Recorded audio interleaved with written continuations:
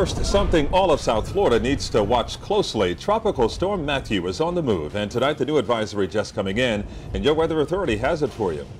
Betty, we look at this video right here. Already islands in the Caribbean are feeling the effects. And this is video of flooding in St. Lucia tonight.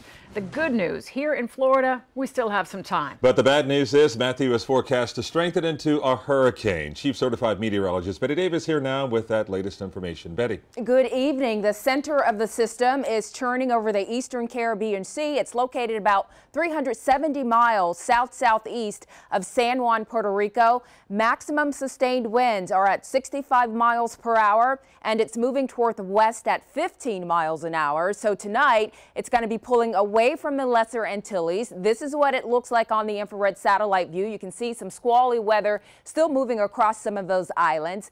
It is expected to continue on that westward journey per the track from the National Hurricane Center and could develop into a Category 1 hurricane by Friday. So this is definitely something we'll be watching out for.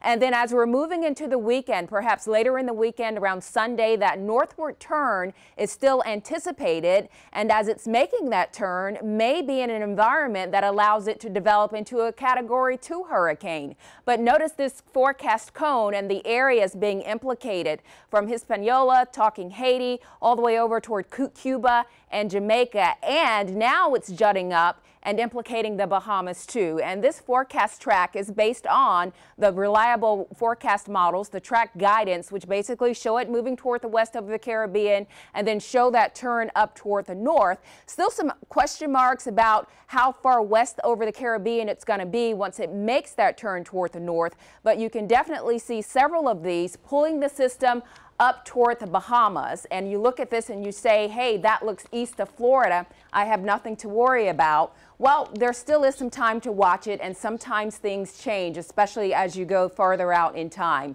But this is what we know right now. We'll have a lot more on this scenario and what's going to play out as we get more information with the latest forecast models. So make sure you keep it here with us. All right, Betty, thank you. And don't forget, you can get the latest weather alerts and headlines with our Max Tracker app.